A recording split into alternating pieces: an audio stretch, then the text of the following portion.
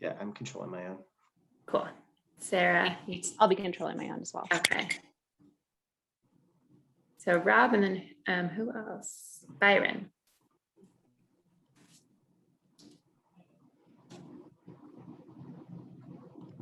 Mila, so do you feel good about at what point you're speaking?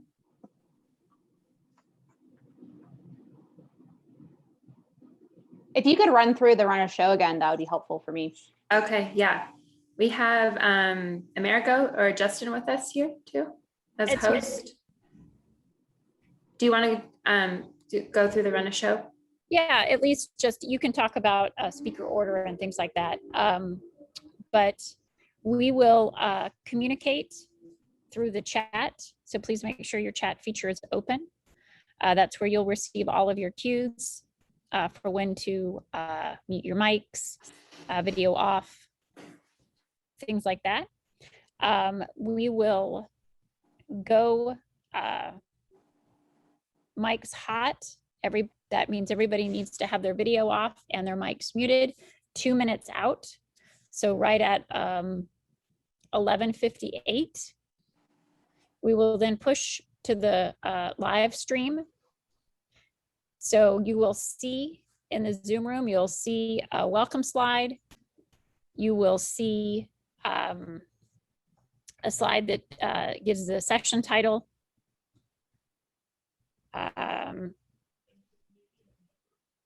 Yes, those are the two you'll see. Just wanted to make sure. And I will cue Camilla, I believe, who's giving a TEP for sponsor. Okay, so I will cue you in the chat. So it'll just say TEP go. You will then go ahead, turn your video on. If you have the need to share your screen, you can certainly do that.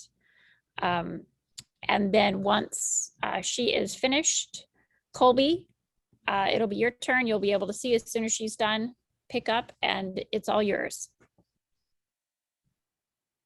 I have one quick question for Sarah. I just want to make sure I pronounce your last name correctly. Sarah Studdard. Studdard. Okay, thank you. And I think, hadn't we said on Colby, are you introducing everybody at the beginning, or are you introducing everybody before their spot? I'm fine with either way. Yeah, I kind of thought of maybe doing it before each speaker presents, but I'm open to doing it either way if speakers have a preference. No preference. And then, yeah, I would like to clarify, are you going first, Brandon, or on the site it shows Sarah, at least her bio is listed first. I'm not sure of the order. I think I'm good, however, but I think I was going first and then Byron. I forgot what the list was in the email, but I'm good with however, whatever works for you. I think the way I printed out was, I'm sorry, go ahead. Oh, no, go ahead. Just I had printed out, it was Brandon, Byron, and then Sarah, and then Robert at the end. Is that correct? Yes. That worked, okay.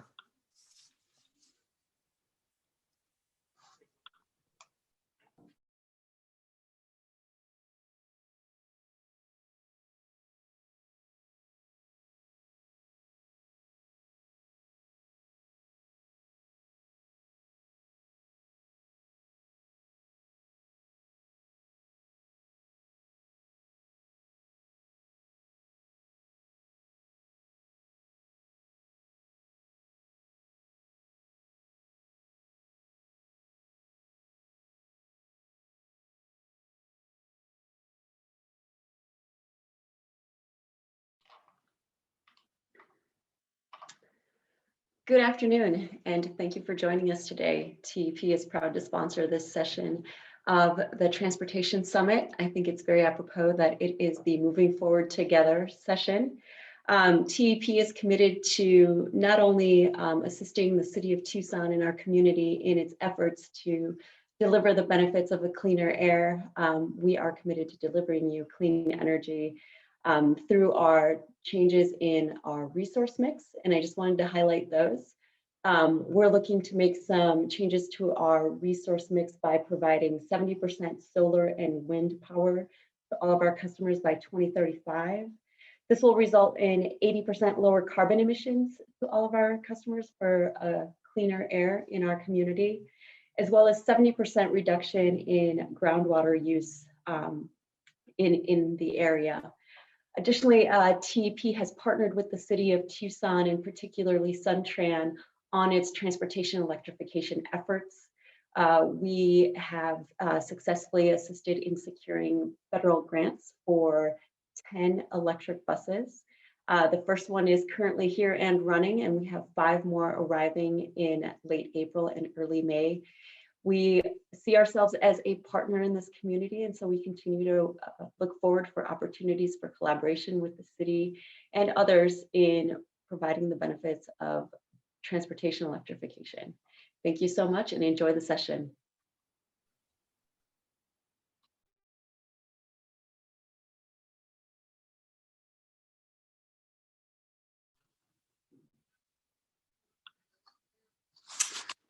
Hi, everyone. My name is Colby Henley. Welcome to the final session for our Tucson Transportation Talks. I'm a citizen member of Tucson's Complete Street Coordinating Council, and I'll be moderating the session this afternoon. So the session is on the road again, moving forward together. So the new reality of these unprecedented times has changed the way that community members use public spaces and the ways in which transportation departments do business. How are we changing and adapting to the new normal? And what are we doing to meet the evolving needs of our community, especially those of lower socioeconomic means? How do we leverage this moment and think about equity beyond stakeholder engagement, spanning all aspects of our system from procurement, investment, to pipelining leadership, and others? So today we get a chance to learn from other city agencies and community organizations as they rapidly implemented projects rooted in equity and responsiveness to neighborhood needs. So our first speaker this afternoon is Brandon Gonzalez. He's a senior associate and Southwest manager for Alta Planning and Design Incorporated. He's a multidisciplinary project manager based in Phoenix. Previously served as the lead for Alta's Seattle office from 2018 to 2021. He's a firm believer that our physical environment and access to active transportation directly impacts quality of life, health, and well-being. Brandon's core competencies include transportation planning, multimodal corridor planning and design, trail planning and design, comprehensive planning and transportation analysis. So he offers deep experience facilitating at advisory groups, elected bodies, building consensus, and leading successful public engagement and visioning exercises. So with that, I'm going to hand it over to Brandon to get us started. All right, thanks, Colby. Let me share my screen real quick. And all right, well, thanks again, Colby, for the introduction, and also to the city of Tucson for kind of organizing this and really focusing around equity. So as Colby mentioned, I'm Brandon Gonzalez with Alta Planning and Design, and I kind of want to use my 10 minutes or so to talk a little bit about, active mobility for all. And what I'm going to focus on is how is equity integrated into infrastructure planning and prioritization. It's something that we're seeing a lot with communities really starting to focus on, not just equity from a theoretical standpoint, but what are the actual applications for infrastructure. So I'm going to briefly give a little bit of an overview of kind of some of the things that we're doing and the things that maybe we could be thinking about at our own jurisdictions when it comes to actually getting things planned and prioritized. So starting off, just, what does equity kind of mean to me, and how does it impact infrastructure planning and prioritization? So I'm sure a lot of you have seen this this graphic. I think it's a really good one, and I love that it uses bikes. But as an urban planner, we could probably have an entire session on historical development patterns and how we've invested in infrastructure in our communities. And quite honestly, just jumping to the cliff notes or to the end of it, there's really kind of two big dynamics. It was really associated with wealth and power, and historic advocacy was sort of kind of related to both of that wealth and power. And so if we look around our communities today, generally speaking, we see better sidewalks, better bike facilities, better trails, in certain areas of the community that had that wealth and power, and sort of at the expense of others. And so as we start today and kind of look into the future, I think it's really important for us to really understand that. And so equity for me is really that application of that understanding into trail planning or active transportation planning and design. And again, getting back to the graphic, I kind of think of the top one where it's talking about equality is really, I kind of think about it with Oprah, an Oprah show where she's handing out bikes to everybody and she's, you get a bike and you get a bike and you get a bike and everyone gets a bike and they're all jumping up and down and everybody's really excited about getting a bike until everyone in the audience tries to get on it, and assuming everybody got the same bike. That bike may work for 40, 50% of the audience, but it's definitely not going to work for everybody. So it's a really good intention, and that's equality, but it's not necessarily getting into the weeds and getting down into some of the details. Equity is getting down into the details. It's thinking about those historic investment plan patterns. It's thinking about community needs and desires and infrastructure that specifically is tailored to and meets the need of particularly vulnerable communities. So, getting into that kind of the planning level side of it, something that I think is really helpful to start off with when we're doing planning for infrastructure in our communities is an equity analysis. And so in short, this is really thinking about different vulnerable groups. So it could be based on, Black, Indigenous people of color, age, income as a historical measure. It can be gender, access to transportation, health indicators. There's a lot of different kind of categories that we can think about, and we pull those in, do a composite. And this example is actually at the census tract level, a little bit higher level since it's at a county. And so once we kind of start to understand where our vulnerable populations live, we can think about the infrastructure side. As we're doing a bike master plan or a pedestrian master plan or a trail plan, are there existing facilities in these areas? And diving deeper into those facilities, are we putting a bike lane along a major arterial and patting ourselves on the back and saying that works? Or do we dive deeper and say, well, in these particular areas, we know that there's a higher dependence on active modes. Therefore, we need to be giving more of attention to not just is there a facility, but what is the comfort level of that facility? And so there's a lot of things that we can do on the planning side. And then thinking about priorities, now just pretend that we overlay all of the projects that we as a jurisdiction want to do over this map. And we know that there's so many different projects that we want to do as a community, and we can't do them all at the same time. So we have to prioritize. So we often have a number of different criteria that we prioritize how we, which projects we're going to do first. Incorporating equity as an actual prioritization criteria helps to raise projects that maybe would have been lower down on the list up a little bit further, getting back to that inequality of investments, the historical inequality of investment, and is one important way to help to kind of raise those projects a little bit more if a project is located in an area of high vulnerable populations. So there's a lot of different things we can do. And something I just want to call attention to is right smack in the middle of your screen, you see kind of the red area. We're currently engineering a trail that's going to run almost the entire length, or at least about half the length of this area. And it's an area that doesn't have a lot of existing sidewalks. There's a high history of pedestrian and cyclist crash collisions and injuries and fatalities.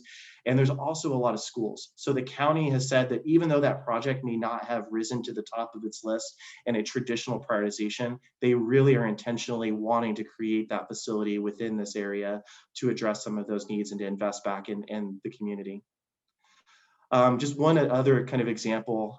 This is a little busy. I'll go through 2 slides, go back and forth between the two. Don't focus too much on the details, but I'm trying to just show an example of prioritization. So this is from the city of Portland, Oregon. And these are all of the different sidewalk needs that were identified as part of their pedestrian master plan. So obviously the city can't do it all at once, so they have to prioritize which ones they're going to do first. So they had 5 or 6 different criteria, and equity was one of the criteria, the prioritization criteria. So this map shows all of the network prioritized based on, or not prioritized, I'm sorry, in areas where there was identified as higher vulnerable populations. So for example, a lot of the darker purple colors out to the eastern side of the city, those are in areas that scored high on the equity index, meaning they had a large vulnerable populations. The kind of greens and browns, those were kind of the opposite. So now I'm going to show you the prioritization of all of these different network needs. So in this one, you can see that there's the purple and there's the red. I'll go back and forth a little bit between the two. Hopefully it's showing well over Zoom. But you can see that there's a correlation between the higher priority projects for the city and those being in areas where that scored high on the equity index. And that's not that equity was the only factor, but it was one of a number of them. And the city gave equity a very high priority for its weights and its categorization. So again, this is just an example of how communities can start to think about the actual implementation, taking it from theoretical talks about equity and what does that mean when we're talking infrastructure. So 2 slides to kind of conclude with, but one of them is just equity and active mobility. So these are generally what I think are kind of 5 different categories or different stages of an active transportation facility. So at the beginning, it begins with outreach and engagement, and it's really important for us to have meaningful engagement. And I'm kind of tired sometimes of where we approach engagement of saying we do a couple town hall meetings, we do a website and we pat ourselves on the back and say we did a great job. But we have to dive deeper and we have to try to give a voice to people that have not historically had that voice. Community-based organizations are great to just get to know, to join in on their mission, and to see where there might be overlap in helping to promote, where the mission of what they're doing and what we're trying to do as a community. Master planning, when we're thinking about bike plans, ped plans, trail master plans, thinking about that equity analysis and trying to look at how we're distributing facilities at the planning level. Are we ensuring connectivity to areas with high populations of vulnerable populations? What are we doing in terms of looking at the existing state of those facilities? There's a lot we can do there. Implementation, I'm starting to think more about CIPs, our capital improvement projects. How are we as communities approaching our priorities? Are we giving weight to equity? As I kind of talked about a couple slides ago, we can use that equity analysis tool to try to give prioritization to some of those projects that are in areas with high vulnerable populations. On the design and engineering side, I think that this is one that's kind of often overlooked, but are we also allocating resources and funding to projects, to infrastructure projects equally across our community? So are we, for example, on a trail, because it's easy to use, are we designing higher or putting more money in higher design per linear foot into certain areas of the community as opposed to others? And then on things like trails, are we also trying to include and integrate culture and branding of the neighborhood to celebrate diversity into the trail itself? And then finally on maintenance, are we providing equal resources to maintenance regardless of where those facilities are? And are we being equally responsive? We're not just responding back to kind of the louder voices, but we're also making sure that our facilities are taken care of in other areas of the community. So I'll just close with this slide, which is just some questions and some challenges to kind of think about in your own communities and jurisdictions. So is equity being considered in decision-making at your jurisdiction? How do facility investments happen? For example, is there a history or are there inconsistencies in where active transportation or transportation facilities have generally been happening? Think about that and try to process it for your own community so that you know how you can, how you can fix it. What does equitable transportation planning even look like in your community? Our communities are all different. Vulnerable populations come in a lot of different forms. And so thinking about what those vulnerable populations are in your particular community. How does your community approach capital project planning? Again, back to the equity, is that a prioritization criteria? How are projects in marginalized areas being prioritized, if at all? And then finally, this is for a lot of my advocate friends, do the loudest voices drive our priorities and investments in our communities? To our advocates, thank you for what you do. I personally am so appreciative of all the work that you do to advance active transportation, but also think about being an advocate for projects that are outside of your particular neighborhood or your area. Be an advocate for projects in other parts of the community. So with that, I'll end my presentation and look forward to any questions at the end. Thank you so much, Brandon. It's really good, some good questions for us to consider and to be thinking about. So as a reminder, you can ask questions. There's the Q&A button there on the screen that you can enter your question. We'll be getting to those at the end of all the speakers this afternoon. So moving on to our next speaker, this is going to be Byron Rushing. He's the Walking and Bicycling Program Manager for the Atlanta Regional Commission. He focuses on walking, bicycling, trails, and livable communities. His degrees from Georgia Tech and Vanderbilt University, and is a former president of the Association of Pedestrian and Bicycle Professionals. And I like this part. His favorite days are walking and exploring with his 2 kids. So I hand it over to Byron. Great, thank you, Colby. And if I thumbs up if everybody can hear me okay. Well, screen pulled up.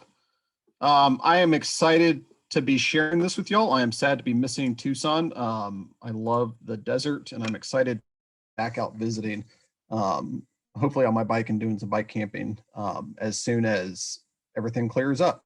And an internet slow signal, so I'm going to be talking slowly, and if I miss something, please flag me and I'll come back to it. But again, my name is Byron Rushing, a planner at the Atlanta Regional Commission, and I am here today to talk a little bit about mobility, but more about how we in Atlanta envision walking and cycling and transit access and greenway trail, other great stuff that we have broadly across our metropolitan area. We're a huge area, which poses an interesting challenge.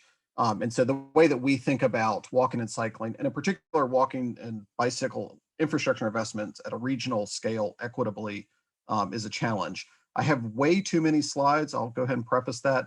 So I'm going to go quickly through. So very much a data and research institution, so lots of information to share. And if I need to come back to anything, I'm happy to circle back in the Q&A. But if I go quickly through stuff, it's only because we have a lot of great stuff to share. And I'm really glad to go after Brandon because much of this work was done by and design along with Tool Design and several other companies that we've had the pleasure of working with. So into it briefly, if you're not familiar with the Metro Atlanta area, we cover 20 counties. We have small counties, but still it's a lot of counties in the north central portion of the state, and we roughly half of our state's population. Most of the bigger and denser urban cities, and then a lot of suburban areas spread out across about 8,000 square miles. So we're a big area. We're very much historically the poster child of suburban sprawl. And we see that both in our data as well as the number of trips, and particularly the trips that are taken by walking and bicycling. And I think it's important to start with kind of a question about what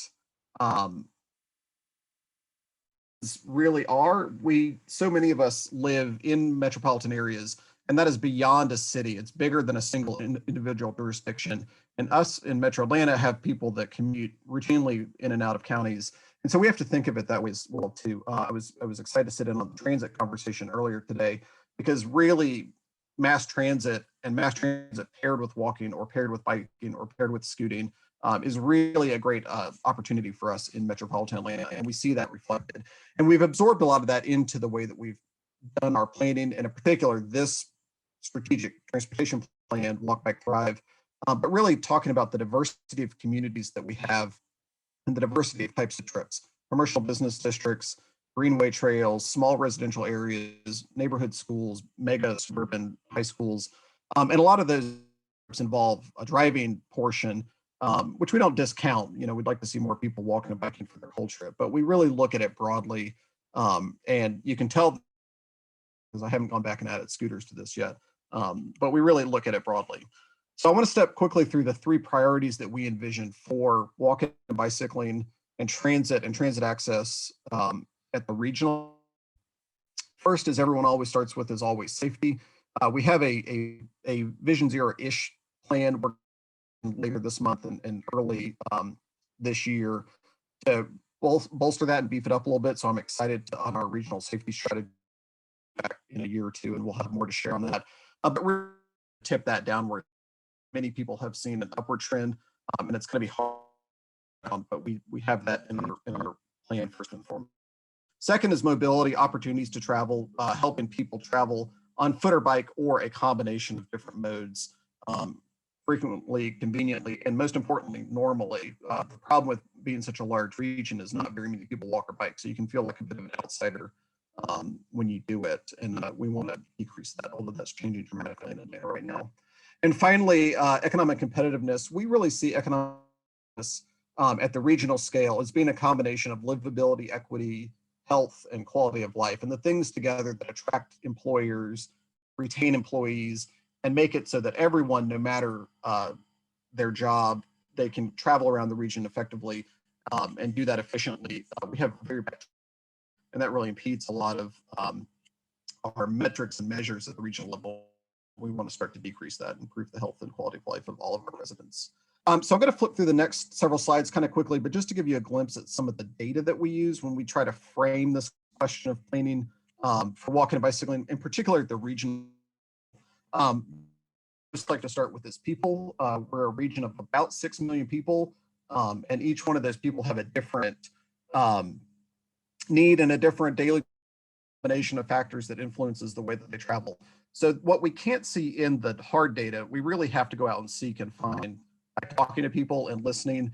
And this is a wonderful snapshot of some of the Intercept interviews that we've done over the past several years. I love to make my interns go out and do these. Young people who are nervous to approach people on the street. This really tends to give our perspective on the diversity and the types of trips that we have around the region, and really how equity factors into less of the GIS stuff and more of the how lives better and easier. And I'm happy to talk more about how we approach this, looking at transit, greenway trails, and downtown walking districts. And in a few cases, regional malls too is a great way to find people who are out walking for health. The data very quickly, we have a lot of very tools at our disposal. In particular, looking at those length of trips and seeing that walking trips are short, biking trips are a little bit longer, but often shorter than most cyclists want to tell us about. They want to tell us about their epic commutes. But we have a real opportunity to pick up a lot more cycling trips at that 2-mile scale when driving trips are still 4 or 5 miles on average, and commute trips tend to be 12 to 15 miles. And transit trips are really great at picking up some of those long haul trips as we see them. And the more opportunities we can make for buses and trains, the more we can pick up walking and cycling trips as well. And you see, this is how a lot of those trips are distributed around the region, or could be, with a much different density in our downtown urban core and a lot of our small historic downtown areas. For 20 counties, we have 20 small county seats and lots of small towns and neighborhood communities that really provide different opportunities for people. And we see, when we look at the census data, we see the regional bike and ped and transit commute mode share is much lower than our cities, and even lower than some of our neighborhood scale trips. And we see that reflected. But the more we focus on small places, more opportunities we have to pick up trips. And then looking at our peers in this economic competitiveness, we see that spread around other cities as well. It's a fairly prototypical Sunbelt city, Sunbelt region. Dallas, Phoenix are very exemplary of our growth and development. But what can we learn from Seattle, Boston, and older cities, or cities who have invested more robustly in transit and walking and bicycling is important. And beyond how for planning, that affects climate and climate emissions in Atlanta, along with Houston and Phoenix, is very much higher per capita emissions for walking and bicycling. And the more shorter or transit trips we get, the more that decreases. That's something we're still continuing to learn a lot about and figure out how to involve that in public policy when it's not mandated, but we're continuing to do that work. And then safety, one of the big questions we stopped and asked ourselves ago was, what are the most dangerous kinds of roads for people? Less people are being struck, but what types of conditions are they being struck by cars when they're walking or bicycling? And there's a lot of data behind the overwhelming 4 and 5 lane roads, regardless of volume or speed. They're really the roads that are hardest to cross. And so we've started to focus more on trying to find, and when we do project funding, find ways to invest on those roads, and then look beyond that into historic crash sites and hotspot locations. And when we look at that more broadly, and we look for both the dangerous roads, disadvantaged populations traditionally, and bicycle infrastructure, we really see this strong bias for bicycling, in which parallel walking, we'll have that map included, to the north part of the region, which is our traditionally whiter suburban communities, or our southern communities that are more often African-American or Hispanic, or lower income white populations in rural areas have received less investment. So it's something that we're really trying to understand and really take direct action to turn around and pivot on. And then finally, the regional scale is not useful. It's really that corridor scale, walking to bus stops, and in particular, walking along this random example road that has a dozen bus stops and miles between each of the crosswalks. So if every trip begins and ends, every transit trip begins and ends with a walking trip, people are going to have a hard time navigating that. So when you talk, I boil everything down for our work into two things. One are places and ways to find communities that are great opportunities for investment, and the other are complete streets. And in particular, the complete streets that are in great places, when those two things come together, we see a lot of great outcome and opportunities to grow walking and bicycling. So with my last minute, I'm going to go very briefly through some strategies that we use. We did not think of any of these. We steal these from other people, and we're excited to learn and share the way that great ideas globally can be implemented locally in our region.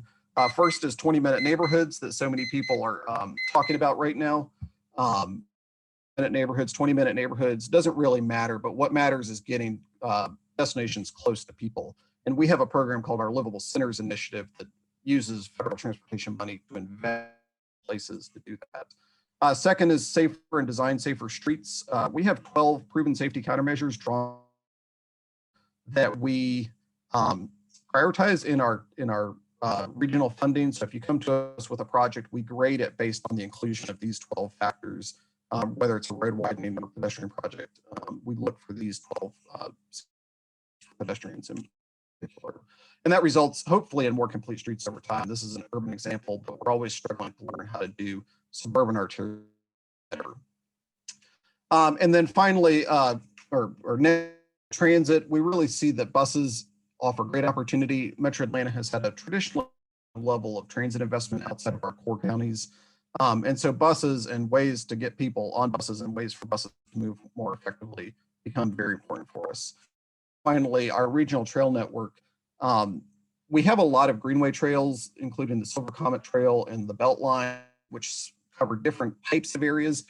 Silver Comet's very rural and scenic, Belt is very urban. And so knitting these together and really creating ways to bicycle superhighways or walking superhighways has become very important for crossing over some of these really long distances for us.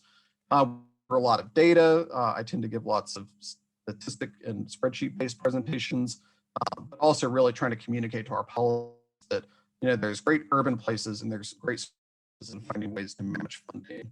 But all of that comes down to partnerships. We can do some things at the regional level. We can provide federal funding. We can do project prioritization. We can provide technical assistance. But very often it takes local governments and local communities with a really, really strong vision to come to us needing assistance and having that conversation about the best way. So with that, I will wrap up 2 minutes over. And if this is interesting, you can find Walk, Bike, Thrive, our regional strategic website, as well as some companion plans that go a little bit more in depth into each of these conversation. And I will hand it back over to our moderator. Thanks very much, Byron. That's really good. I like the idea of borrowing all kinds of great ideas from others. And I think that's what these 2 days have really been about, is learning from our coworkers across the country and the world. So it's been great to learn from each other. So we're going to move on to our next speaker, which is Sarah Studdard. She's the Director of Local Innovation at People for Bikes, where she helps plan and execute their place-based programs, works at a local level to advance their mission of getting more people riding bikes more often and making bike riding better for everyone. These programs develop strong community partnerships, accelerating local innovations to create replicable best practices that can be shared widely. Sarah spent a decade in Memphis leading the community engagement and marketing efforts that included local agricultural systems, economic development, and placemaking. She most recently launched Memphis's bike share program, Explore Bike Share, in 2018. And at Explore Bike Share, she led fund development, organizational planning, and equity efforts. She enjoys helping cities by improving and utilizing local resources for good. So I hand it over to Sarah. Thank you, Colby. I'm really, really happy to be here. I'm Sarah, and I'm here to share about, how can we build, safe networks of protected bike lanes that are equitable and comfortable and provide a variety of options for the people living in our cities. So a little bit about People for Bikes. The team that I lead, we support elected officials, city staff, operators, and community partners with a variety of tools and resources to help folks really access their individual and collective power to advocate and implement complete mobility networks, and also make connections to community goals around transportation, public health, and climate change. I think we can all agree with this slide, but I think it's really important to acknowledge that this opportunity, that we really need to rapidly implement mobility networks. And we also are here today to share kind of some solutions to that problem. So kind of a little bit of context, as we all know, shelter-in-place orders during COVID-19 and the ongoing fight against systemic racism has really shown us that there's a ton of inequities in our world, and our incomplete mobility networks in the US is one of those. Our bike networks and public spaces are currently not doing a really great job at providing access for essential workers to get where they want to go, create key connections to transit, green space, and services, support existing and future bike networks. And I think most importantly, and I'll dive into this deeper, including community and planning and implementation, not as checking the box, but in really authentic conversations with residents. And then really understanding that the barriers of safety for BIPOC communities also include police brutality and historic disinvestment in communities. So we've got an opportunity, we've got a problem, we understand the challenges, what do we do with solutions and strategies that we can use to make biking and using micromobility in any level of public space better?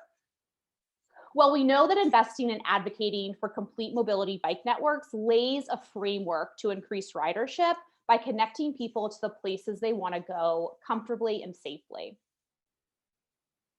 As my team works across the country, we have identified challenges that most cities have in common, and here's some listed here.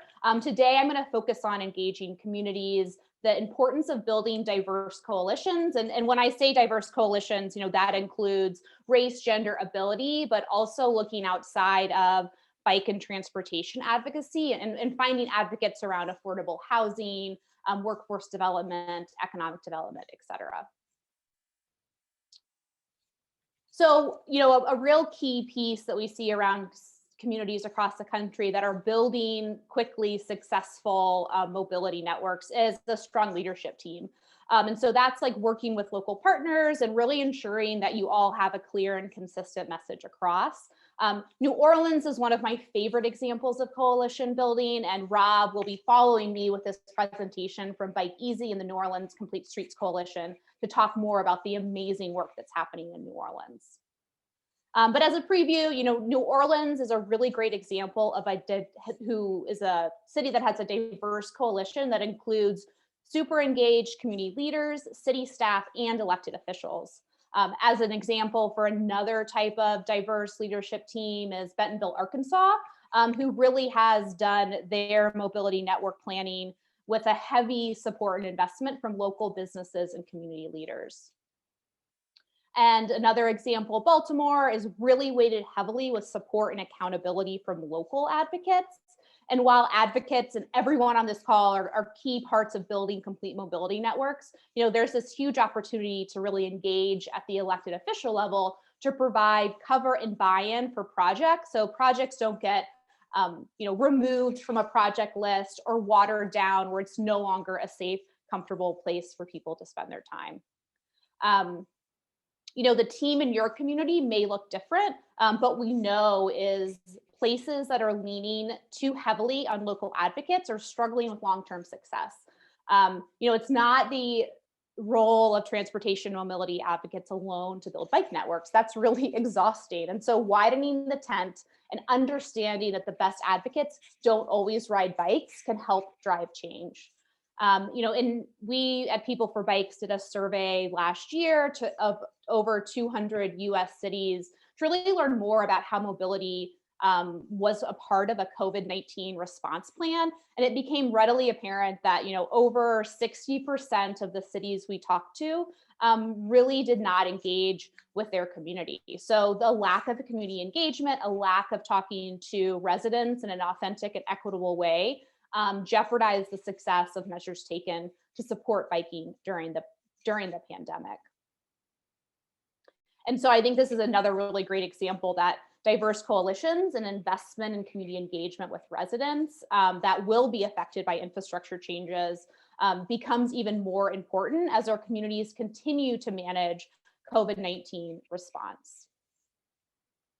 So, the advice we give to communities kind of after they've put together their leadership team is really focusing on key areas like marketing and comms, proper staffing, coalition building, and technical support to really ensure that local leaders have the capacity to succeed. An investment in community engagement that goes beyond just notifying residents, as Brandon talked to. Community engagement and outreach is where a diverse coalition and leadership team can support a variety of public and private partnerships. And we're all really well aware that community engagement and marketing comms, surveying, polling is like the first budget line item to get cut from many projects. And I think we need to kind of normalize that this level of investment from a resource and capacity is super, super important. Not investing in community engagement and communication really immediately can set up staff and partners to be in a reactive mode and takes away time and capacity from a planned project. And so kind of how do we talk to the public and elected leadership about the importance of investing in mobility networks? And I think we really see success as we need to change the way we're talking about bike infrastructure and about who it benefits. And it really depends on gaining support of people who only occasionally bike or never bike at all. So People for Bikes recently commissioned a set of research that really builds a common value proposition among bike advocates and the wider public. And this research, I think, not only kind of illuminates where Americans stand on the issue, but also how to move our communities towards greater investment in mobility by telling a story about how investment in mobility can accomplish a wide range of personal, social, and economic goals. And we've continued to test this throughout 2020 and really see that there's a ton of broad support across communities in the US for mobility network investment. So the good news is, we have a ton of support locally and in cities across the country to build and invest in mobility networks. And we know that we gain, as you can see on this slide, greater support for bike networks when it's put within other improvements such as better roads and parking. And so, we can really say that bike infrastructure is no longer a niche piece of infrastructure for certain types of people, guys in spandex as an example, but it really can help solve mobility problems we all share.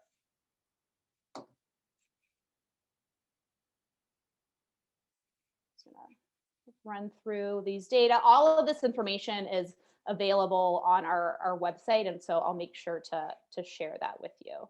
And I think it's really important that great messaging isn't necessarily what we want to say, but people want to hear consistent messages from elected leadership, from city staff, and from their community partners about what the value is of a mobility network. And it really is safety for all.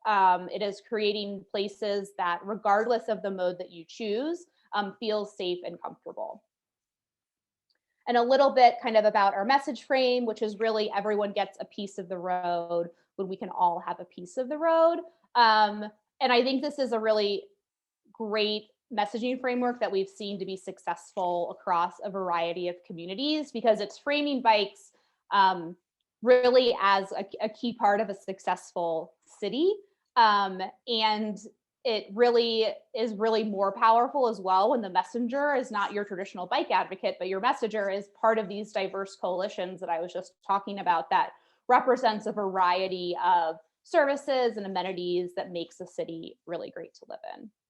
here's some examples from Austin, New Orleans, Pittsburgh, and Denver, who have taken this research and developed a consumer-facing campaign that's really targeted at elected officials and people who are driving and people who will never bike at all. And so this is really kind of getting our local partners to really think of themselves as a city builder and less of a bike advocate. Some more examples. And then just in closing, you know, some just kind of tips I'm sure everyone here, you know, resonates with a complete network. But again, like in summary, we need to normalize connected, safe mobility networks and investment in communications and community engagement.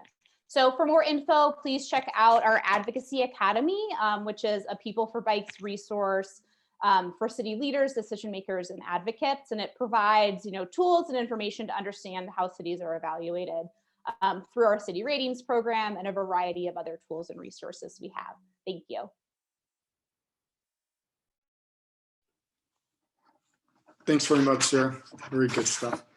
Moving on to our final speaker for this session. This is going to be Robert Henning Bell from Bike Easy New Orleans Complete Streets Coalition. So Rob, I'll let you do a little intro for yourself and begin your session. Yeah, thank you, Colby. I appreciate it. Okay, I'm hoping folks can see me and see the presentation. Well, yeah, just a quick note about myself. You know, work down here in New Orleans, Louisiana with Bike Easy, a longtime bike advocacy organization, about over 15 years now. For me, I'm born and raised in Louisiana in Baton Rouge.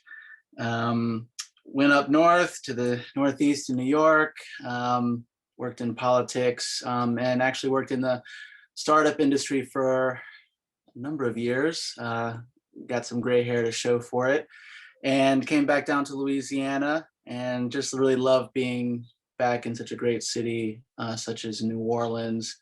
And for me, this work is really centered around building trust amongst and between communities to show each other that we can, in fact, do good things in our communities. Doesn't have to be such a, you know, winner take all, zero-sum game as we know a lot of politics and community work to be, especially down south. So it's really exciting to do this great work that I'm sure a lot of you have similar feelings about. So I will actually hit present here. So Bike Easy is one of the founding organizations of the New Orleans Complete Streets Coalition, which is over 30 organizations now are part of the coalition, all focused and working together to improve the streets for access, safety and access for all, as well as to make sure that we have a city moving forward here in New Orleans in the years ahead. And these are the sort of groups and individuals and organizations that are a part of the coalition. The word culture bearer, I think a lot of folks might know, a lot of folks might not, but in a place like New Orleans, trying to preserve the historic culture, we have a lot of, you know, street performers and sort of storytellers and those sort of folks, and those individuals and organizations that try to preserve that work are also want to make sure they can do it on the street and people can be safe on the street as well. We try to have business associations, businesses, schools, and churches, in addition to traditional advocacy organizations and neighborhood groups. These are some of the organizations, our executive committees at the top. So we try to have a really balanced coalition that speaks to the different aspects of the work. So AHA focused on health, my organization, traditional bike advocacy. Then we have a walking group, Girl Trek, and then a transit advocacy organization as our executive team. And then we have a bunch of other great organizations that are a part of the coalition with a lot of different focus. You know, we have a church here at the top left, City of Love, which is a great sort of, forgive me for the term, but sort of nouveau, very modern church for young people to, you know, they have yoga sessions at the at the church service and all that sort of stuff. Yeah, environmental groups, really a great representation. One group that's not listed here that we just brought onto the coalition last week is Tulane University, which happens to be New Orleans' largest employer. So this is a really big win. So we're really excited about that aspect, just growing our coalition. And these are the themes that we speak to. A lot of these are recognizable for everyone. In New Orleans, you see that far right image there, we have a lot of flooding. So we want really try to emphasize to folks who might be a little skeptical about bike infrastructure, just what it will mean to the future of New Orleans, to have just a much more thoughtful approach to how we make and rebuild our streets. So when we think about the pandemic and what our outreach has evolved into, you know, in our great relationship with People for Bikes that Sarah just was detailing their larger campaign, you know, we have those pieces as are seen here on the left-hand side of the screen, and then our sort of traditional outreach, going door to door, making calls. A lot of that has had to you know, been put on hold, especially the door to door conversations. So we've really shifted into making a lot more calls. And then a lot of, you know, Zoom situations as such we're doing right now. But then we've also just really tried to focus hard on our partnerships. And so, you know, in our expanding outreach and growing the coalition, we were able to partner with the Regional Black Chamber of Commerce, which is a huge win for us, you know, both to, you know, our majority Black population in New Orleans, but then to make sure business commerce chamber is with us. So, you know, we had an opening event for that partnership featuring our mayor, Mayor Cantrell, and we're able to highlight, you know, on a Zoom webinar, but bring in businesses to learn about this partnership, to hear from the mayor, and then to kind of bring these different initiatives together. And in the bottom, you see Jeffrey Schwartz, who's the city's head of Department of Economic Development, came on and talked about outdoor dining and how that could be a part of the new bikeway network. So just trying to bring all these things together as much as possible. And then we've also leaned pretty heavily on our mini grant program, which has allowed us to leverage not a huge budget into just a deep reach into communities. And so these are some of the projects with that.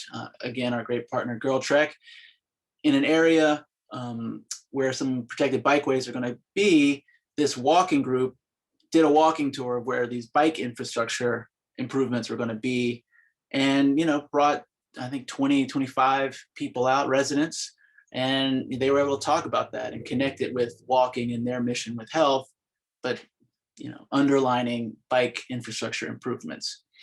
A great social justice organization, Nola Angola, did a bunch of tours all around New Orleans, highlighting the need for criminal justice reform with some historic information and organizations. But we're able to show people where the biking infrastructure improvements are happening as a part of our and the city's network expansion, which is the whole point of our campaign, is to highlight the city's network expansion.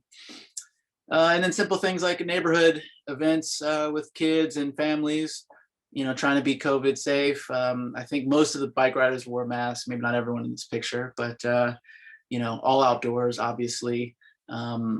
So, you know, that sort of stuff is really great. And then we're doing a big public art grant to, you know, just show people, bring them out of their houses, let them see the bikeways come alive. We're able to fund $20,000 for that endeavor.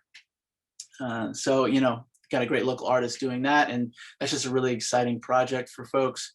So just trying to find different creative ways to bring people out of the house, to see that things are happening even during the pandemic, pushing all that stuff online, but having fun, visible things happening within communities. And then here's just some pictures of our latest bikeway improvements in New Orleans. Really excited about this. This is right outside the French Quarter. Protected bike lanes, and a lane diet took place on this major artery, Elysian Fields. Algiers Regional Library right across the river, huge hub of that whole series of neighborhoods on the other side of the river now can have safe biking to and from the library. And we got our first street sweeper that actually cleans the bike lanes, which is obviously a big deal, as all of you know. So I think I might be going over time, so I'm just going to wrap it up there. Some green infrastructure coming in as far as the bike, part of the bikeway network. So I'll stop, and so we can take some questions. Thank you, Rob. Looks like a lot of fun stuff going on down there in New Orleans. So yes, we'll transition now to some Q&A time. We've had some good questions come in. So I'm going to start off with, we had a couple that touched on the same issue, talking about, kind of the equity analysis and how we're focusing some infrastructure projects within those areas. How do you account for concerns around gentrification and displacement, particularly in those zones that maybe have been underinvested in previously, but might be skeptical of new investment? That's a great question. I'm assuming that's for me, so I'll just jump in on that. It's one of the issues that, I mean, it's that catch-20 where we obviously want safer, better facilities, active transportation facilities, but we do also run the risk of, creating and facilitating or increasing gentrification. But I think that you also have to look at the overall context, right? So a lot of times the investments that are happening historically are in areas where gentrification is occurring, largely because of, or partially due to, kind of what I mentioned at the beginning of my presentation, which is that wealth and power. So in areas where gentrification is happening, you tend to have more, of people advocating for active transportation, wanting those bike facilities, because that's generally where you see, that's the populations that are wanting to use more of the active transportation modes. However, the project that I kind of referenced a little bit in that the high equity zone in the red area on the map that I was showing is totally different. So this is an area that is majority minority, which is somewhat surprising in Washington State. So that example was from Washington State. And it's an area where gentrification is not happening, but it's also an area where there is not a lot of sidewalks. There's very few sidewalks, if at all. You drive through there and you see kids leaving school, walking on the shoulders of roadways, people recreating on shoulders of roadways, walking around, that sort of thing. And so in that particular project, I'm not too concerned about increasing gentrification or the risk of it. That one really is about increasing safe mobility for the people that live in that neighborhood and in that area. So I guess, we have to be careful and also have to think about the context of where those things are happening, would be kind of my answer to that. And then one last thing too is, one of the things, so I'm Mexican American, I'm first generation. And one of the things that's funny is when you talk to my family, and if I talk to them about, we plan, active transportation infrastructure, they kind of laugh and say, well, oh, good for you. What are you doing? They actually, a couple of families are like, you build infrastructure for white people. And it kind of gets at the issue too, which is understanding the community and how they use it. We don't go into certain communities and say, we're going to build a cycle track for you. It's about how do you get from point A to point B in a safe way. You're crossing the street in a safe way, And so again, it kind of also gets back into conversation. Good. Thank you very much, Brendan. Next question is around kind of multi-use paths. If you're seeing more calls or feasibility for multi-use paths and sidewalk level paths, and how do you work to keep those separate from pedestrian use, particularly for pedestrians with low vision? Kind of how do you blend those two uses and accommodate for those different abilities? I think that one, Colby, is that also for me? It can be for whoever, feels inclined. I'm not sure I fully understand the question. If you could say that again, of basically separation of uses. Yes, yeah. So if what's being used to separate the bike path from the pedestrian path, like on multi-use, and then particularly for those pedestrians with low vision ability, so kind of accommodating those different uses. Well, a brief answer for that, and then I'll see if anybody else wants to chime in too, is it also really helps to know kind of what the usage patterns are, right? So in high activity areas, we want to try to create more separation between cyclists and pedestrians for that very reason. So we wouldn't want to put a 10-foot pathway or 10, 12-foot pathway in a very, very active area and expect everybody to sort of kind of use that spot. I mean, it happens, but it's not ideal. So it kind of also gets into just understanding the dynamic of the area and how that facility in that area is being used. And also thinking about, adjacent roadway characteristics. We obviously don't want to be pushing people into high-speed roads to try to get away from and around, congested spots in a multi-use trail. And then in terms of, with mobility impairments and mobility needs, it's really following ADA design and kind of making sure that, kind of in that equity analysis, one of the things that we can look at is populations that have or have expressed kind of mobility needs and trying to understand how to design better in those particular spots. Good, thank you. So I'm going to finish off with one question and open to anyone or multiple speakers who'd like to respond. So just wondering, what's one thing that you're optimistic about for the future of transportation and mobility, kind of looking out in the future? What are you excited about? What are you optimistic about?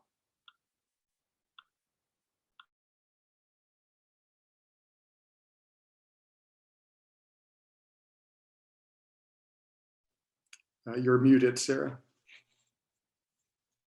I'll kick this off. I think what I'm really optimistic is about the way that we are widening the tent and talking about mobility as an option and bringing in partners that have either not had a seat at the table and can build their own table, or really looking about how mobility can connect to economic development, affordable housing, et cetera. And then I'm also just really excited that we're kind of now talking about mobility with a new understanding, I think, on a wider audience around, systemic racism and highway policy and urban renewal that has created the current way that our urban space is. And I'll just briefly, someone asked a question about federal funding that takes into account equity. There's this really exciting new bill that's moving through Congress and the Senate. It's called the Economic Justice Act, and about $10 billion of the $400 billion kind of project proposal would provide funds for communities to examine transit infrastructure that has divided them along racial and economic lines, and then potentially look to alter and remove them. So as an example, Providence now has a project they're working where they've had a highway that separated their city, and they're turning it into a public park and investing in mobility networks. And so I'm excited about that kind of thing. Yeah, I'll just say, I mean, there's a lot of things, I think with, the new administration and, its focus on connecting transportation and climate change and energy policy. I think all of that's very exciting. I think just for perspective from down here in New Orleans and with our organization, Bike Easing the Coalition, because of the major investment that the city's making now to quickly build out these connected, protected, quote unquote, low stress bikeways, we're trying to expand that to where, folks in the city can easily connect to the region via biking and across the state, to the Mississippi River Trail. And that, that partly is a solution based on our politics here, in a not very open-minded state, as far as a lot of the, the leadership in our capital, Baton Rouge. We want to make the appeal to them. A lot of folks like biking in a lot of different places, and a lot of our population here in New Orleans are folks, coming from a lot of poverty who never really get to leave the city. So if we can make it possible for kids and families to bike to the other side of Lake Pontchartrain and to go explore, these are possibilities. And we have a lot of great folks doing great works around trails. So we're going to try to connect these communities in different ways, and hopefully the federal government can be helpful with that as well.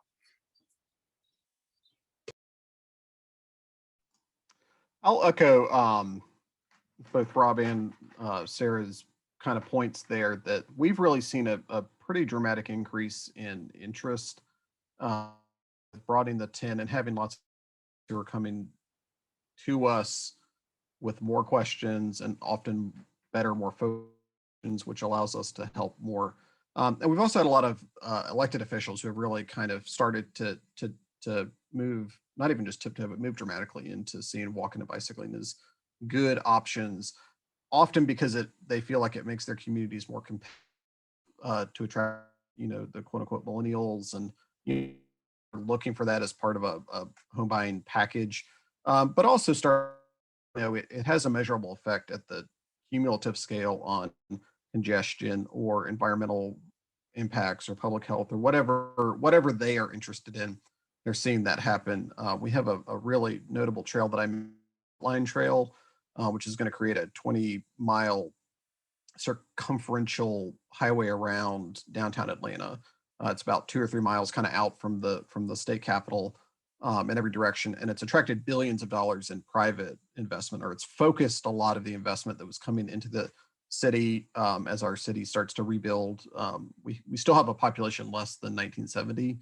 So as we kind of come out of the white flight era, the Beltlines help focus a lot of that attention. And that's really drawn attention for elected officials. And so we're having better conversations than even when I started, where, everything was purely scenic or recreational. Now people are seeing that the investments in walking and bicycling can do more and be more effective. And very thankful to Sarah and People for Bikes who have really started to nudge that along at the national scale, along with a lot of other groups. So we're excited to see that. I guess I'll close this out on the round robin kind of answers, but mine's a little bit similar to Byron's. Over the past few years, it just seems like active transportation has become generally fun. We've known it for a while, but you see people through bike share, through a lot of different reasons, and especially over the past year with the pandemic, people are doing more biking and spending more time using our trails and active transportation facilities. And it's pretty exciting for me to just see people who traditionally would never bike, would never really kind of think about, walking, even if it's a mile or two to go to the store, to do that for exercise and do it and feel like, this is actually really fun. I want to do more of it. I just wish that we had safer bike routes because I'm scared to, ride my bike on the street in that bike lane. And so all of that, I feel like, is just creating this great foundation for us to be able to do some pretty cool things. And kind of what Sarah talked about in her presentation, it's creating advocates outside of just the traditional bike, advocates. So that's kind of what I'm most excited about, to see where we go from here. Thank you very much to all of our speakers today for just a great session. Good to learn from each other. Really appreciate that. So I'm going to pass it on back to Gabriella to close us out for the day. Thank you so much. Thank you, Colby, and thank you to all of these panelists. I really appreciate you sharing your knowledge with us and your stories from your communities. It's really, really helpful to me as a city, as a planner for the Department of Transportation and Mobility, and inspiring to all of us. And I also want to thank all of our sponsors who made this event possible. All the other speakers, moderators, and also my leadership, who gave me pretty much total creative freedom to come up with this program, and for my amazing team, for Fernanda and Krista, it was really it took a village. So thank you all. I also want to announce that we will be posting a recap of the entire summit on our website. If you Google Tucson Transportation Talks, that's where you'll see it.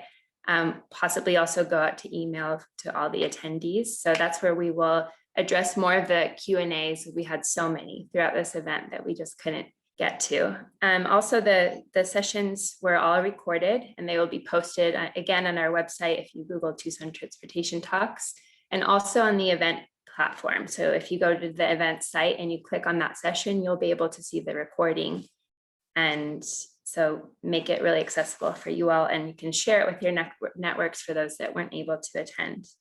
Then one last announcement, as a lot of you local Tucson folks know, the city of Tucson is currently working on our citywide transportation mobility master plan, which is called Move Tucson. It will create it's a mobility footprint that will guide the city's future transportation planning for the next 20 years. And we currently have a virtual open house where you can learn about the process to date and share your thoughts. So please visit movetucson.org/VOH to have your voice heard on that. It's really, really important. We want to hear from as many people as possible. So thank you again. This was an amazing program, a wonderful first transportation summit. So be well, stay safe, and we will be in touch soon. And join us next year, please. Thank you so much.